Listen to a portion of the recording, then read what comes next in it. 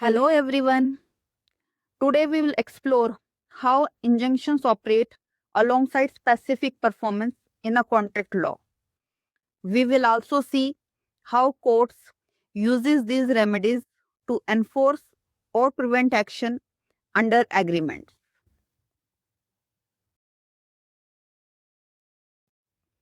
Under contractual law, there are three types of remedies available for the breach. First one is damages, which is monetary compensation.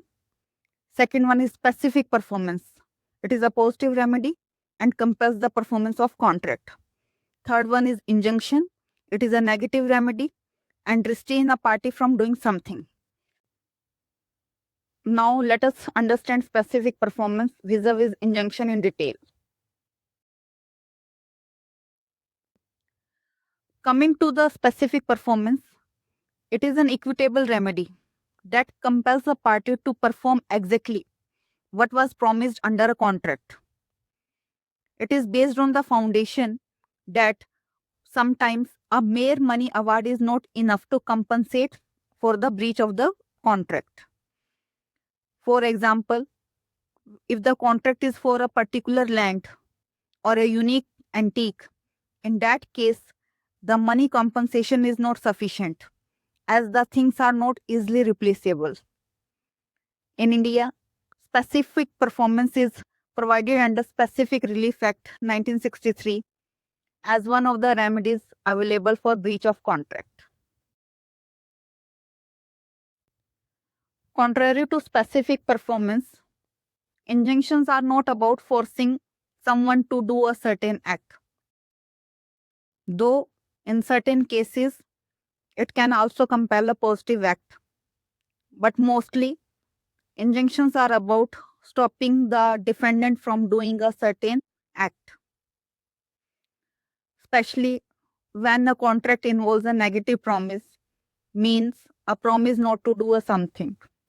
It is generally a preventive or protective remedy to avoid irreparable harm.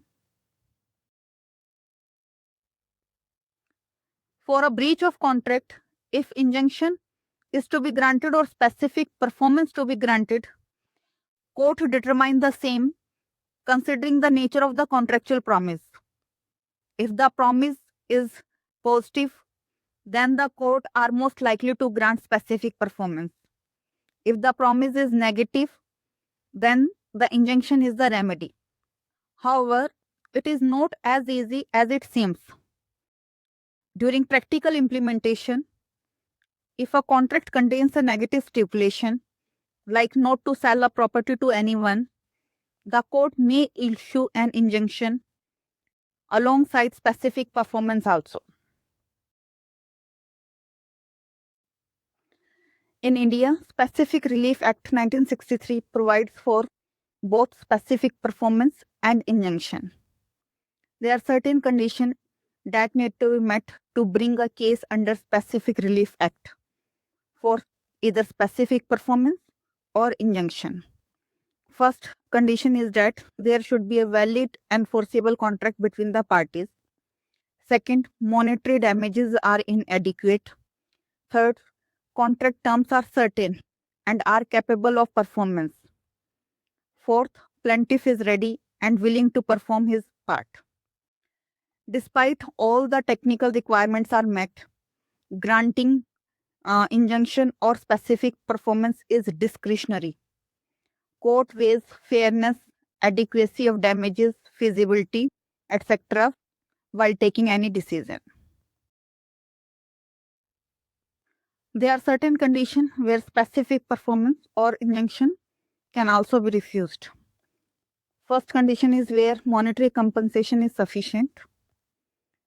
Second condition is that where contract involves personal service, continuous supervision, and uncertain obligation.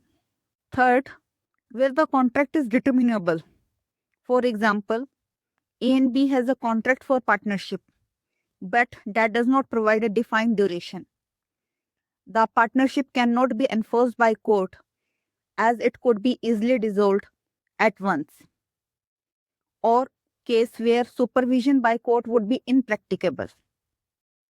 If fourth one is if the plaintiff is not ready or willing to perform his part. Now we understand the situations where injunctions becomes necessary. First one is the cases where negative promises are there. For example, a person may promise to not to deal with third party or not to transfer property. Second, where harms cannot be compensated by money, like loss of unique property or land rights or loss of reputation. Third one is to preserve status quo during the pendency of trial and to preserve the right till the final resolution. Now, we would try to understand the difference between positive and negative obligation in real world with the help of a classic case and how injunctions may be chosen over specific performance. It is an 1852 case where the defendant was contracted to sing exclusively for the claimant for a particular period. However, she took another offer to sing elsewhere. Here, the court could not force the defendant to sing for the claimant. However, granted an injunction restraining the defendant from singing for the competing theatre.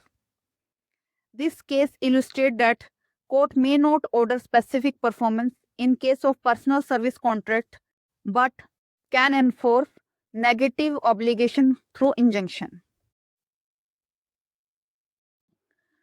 Till now, we have understood that the choices between damages, injunction, or specific performance depends upon the nature of contract, subject matter, and adequacy of remedies.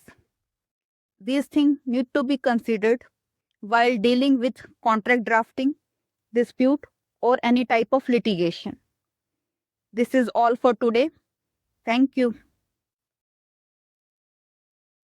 This series would be continued further to explain important aspects of injunction. This would be helpful to all the individuals, including professional in legal fields.